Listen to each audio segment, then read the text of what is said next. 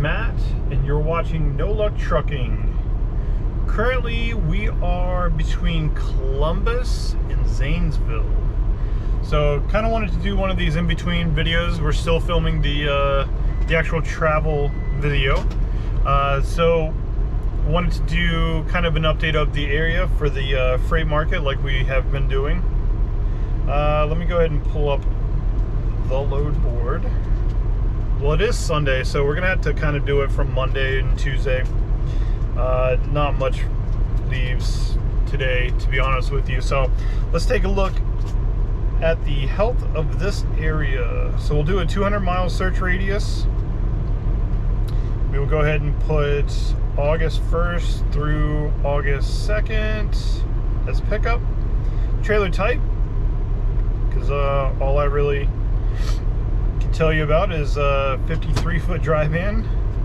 And we'll put our $3 a mile range. So that puts it at 703 loads.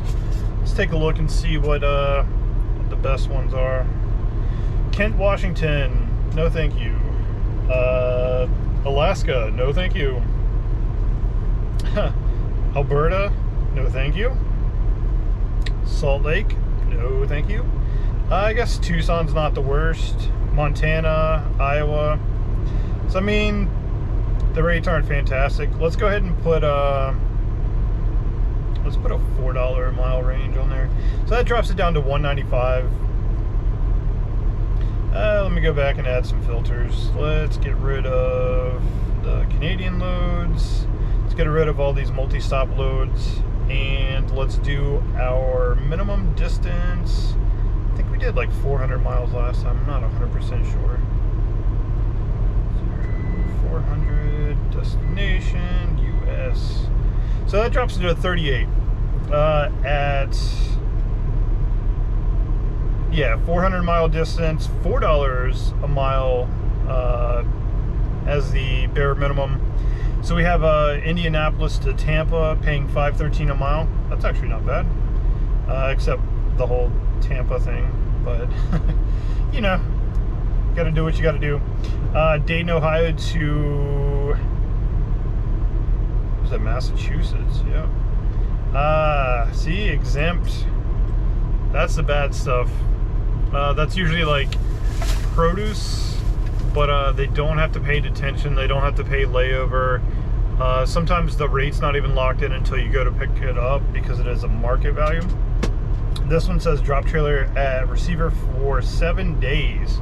So it's paying $5.68, taking you to Massachusetts, and you lose your trailer for a whole week. So I don't know, you guys can tell me, but I don't think that's worth it.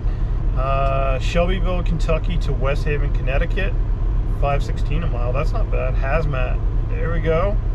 See, and this is why we haul hazmat, guys. A lot of people ask, is it worth it? I think so. So the other video that the actual reason for this video is we kind of wanted to give a review on how the truck has been treating us. We are about a year into the ownership, and we have 113,292 miles on this truck. So a lot of people have been asking, you know, what the motor setup is and what the miles per gallon, what we are getting for miles per gallon. Now that we've had the truck for a while, it's broken in. You know, we're getting what we should be getting now. Because a lot of trucks, you know, first 50, 60,000 miles, everything's kind of doing the initial break-in, and you get lesser fuel efficiency. So right now, Liz and I had talked about it. She did the figures. We're around, let's say safely, we're at 7.8, but realistically, we're more at 7.9 or even almost tickling 8.0 for lifetime average of fuel economy. So to me, that's pretty good. We weren't doing like the 65 mile an hour crawl everywhere. So this was, you know, sometimes we do 70, sometimes we do 67. Just kind of adjust for the situation and the fuel prices. And I think that's actually pretty good for the you know, for an ungoverned truck, kind of going at our own pace. You know, there's nobody telling us to go a certain speed or anything like that. Sometimes we're running heavy, sometimes we're running light. So it's a good mix, definitely a good mix. So as far as that, I would say that's a huge plus. This is the X15 Cummins X15 Efficiency Series. So it is a 15 liter. It is a red motor, Cummins. Being the Efficiency Series, it has a few things like what do they call it? Smart torque. So it kind of varies the amount of torque in certain gears, which I'm not a huge fan of. It kind of feels like a slug going uphill when you're really heavy sometimes. But I mean, I guess the benefit is 8 miles per gallon. Ooh, breakfast time. Look at that. Look at that. Nice breakfast sandwich with some avocado. Yeah, so the downside is it kind of feels like a slug going uphill heavy sometimes, but to get 8 miles per gallon, we put up with it because, I mean, fuel economy makes or breaks your profits, especially running a team. I mean, teams can always outrun the cost of operation, but the more you're saving, the more it impacts at the end of the year. More so than a solo driver. I would say it's safe to assume that. So let's talk about the reliability.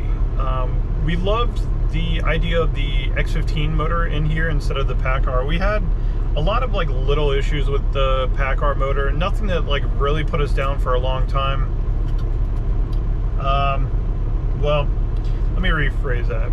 We had some issues that put us down for quite a while, but it wasn't the PACCAR. It wasn't the MX-13 that was the issue. Maybe we'll talk about that on a different video, but we spent 43 days, I believe, in Springfield, Missouri, trying to get our previous Peterbilt that was brand new, less than like 5,000 miles on the truck, trying to get that fixed. That was a whole adventure, but that's a whole video for another day. So this the motor itself has been fantastic. Like I said, gets great fuel economy. Recently I noticed a little bit of oil leak on the left frame, right up front, right next to the fuel filter, but I figured out that it was entirely my fault as well. So I had pulled the dipstick out, checked the oil, and I did not secure it. It has a twist where it's indexed to kind of like lock it in, and I did not have it twisted all the way. So the crankcase pressure was like pushing the dipstick out. Totally my fault. It's fixed now, hasn't been another drop of oil at all. And now recently the fan control module appears to have gone bad. So right now, like, we've had this truck for almost a year, and maybe in that year the high-speed fan has had to turn on for maybe 4 times that I can remember. Otherwise, even pulling a hill, we'll get up to the top of the hill, temps drop super fast. In like around town traffic, if you're really heavy and trying to get up to speed and then you hit a stoplight and you have to do it all over again, that's when the high-speed fan would kind of kick on. Occasionally when it was really hot, it would kick in. But now, as soon as you get up into the RPMs for the very first time taking off, it'll kick on and it stays on the entire trip. So when those fan control modules go bad, they fail in the stuck on position, because stuck on position is way better than not working at all. So it's dropping the coolant temps to like below normal operating temps sometimes when it's raining, like a little bit of water on the radiator and the fan's going crazy fast. But it is what it is. It's not something that I want to put the truck down for right now. It seems kind of silly because there's really no downside other than maybe wear and tear on the clutch fan. But I don't think that that's a huge concern at all. It's not the winter time, so it gets up to operating temp just fine. Everything works as it should. So when we get done with this trip and we get near the house, we might put it down for a day or two to see if they can get it fixed for us quickly. Or if they have to order parts and there's a wait, we'll just go run and come back when it comes in. So not a huge deal, not at all. We have replaced the front shocks. We had one leaking, but to be fair, I don't know if that was caused from the accident where the flatbed guy rammed his trailer into our truck. Can't tell for certain. The passenger side, which is where we got hit, started leaking from the shaft where it compresses. So we went ahead and replaced both of the front shocks. Haven't had any problems since then. And the only other thing is like the hood. It's not the latch. It's like the centering. It has this bracket that centers it on the rubber mounts. That one of the bolts broke off and it got really loose, so we took it off, and I have a rag kind of in between the hood and the hood bushing, I guess you would say. But that's not a huge deal either. I'm gonna get under there and like run a nut cert in and thread a new bolt in, and just haven't had time.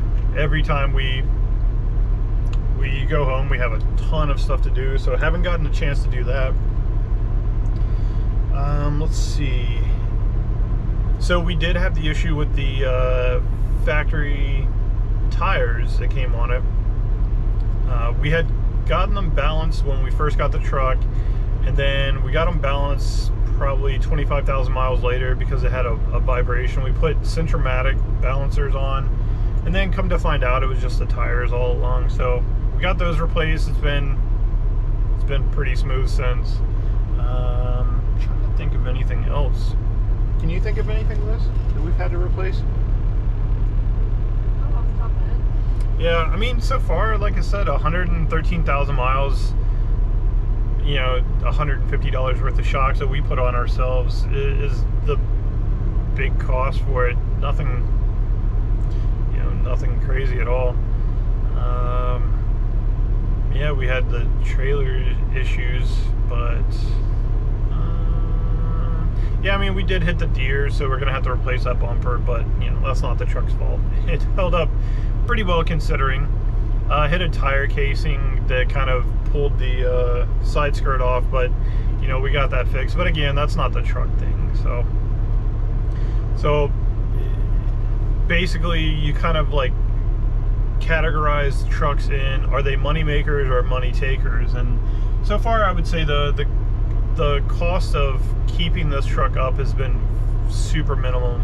So I would say this truck is definitely a money maker, not a money taker. So we got another year on it, and then it's, you know, fully paid off, and then from there we can I don't know, just enjoy higher profit margin, less operating costs. But I think the truck's been fantastic so far. If the only complaints is, you know, it's the weirdest spec truck, but we've added a lot of the things that we were missing, like these curtains for the front. This truck didn't come with them. We put these little clips up, put the track up, had these custom made from the dealership, so now we have those. The cabinets don't have the actual hard doors. They have like these little like leather covers that snap on. That's kind of annoying, but it's whatever. But you know, the things that you can't change later, like the X15, the disc brakes, you know, the nicer headlights, things like that, this truck did come with. So we put up with the no front curtains for the longest time, but now that we have them, it's fantastic. It was a great investment. It's a little expensive, but you know, we're in it for the long run. It's not a short-term truck. We're gonna own this one, and we're gonna probably run it until the cost of repairs is too high, and then hopefully by then we'll be out of the industry completely. But you know, we'll see how it goes. So I just want to kind of give that video A lot of people have been asking, you know, how's the truck, how's it reliability wise, the miles per gallon, things like that. So wanted to get this kind of video in between. This one should be a short one. I know I say that on every video and then it's like 30 minutes long, but this one should be short. So we're gonna end it here before I ramble on two more and then make this short video a long video. So thank you for watching, and we will catch you in the next one.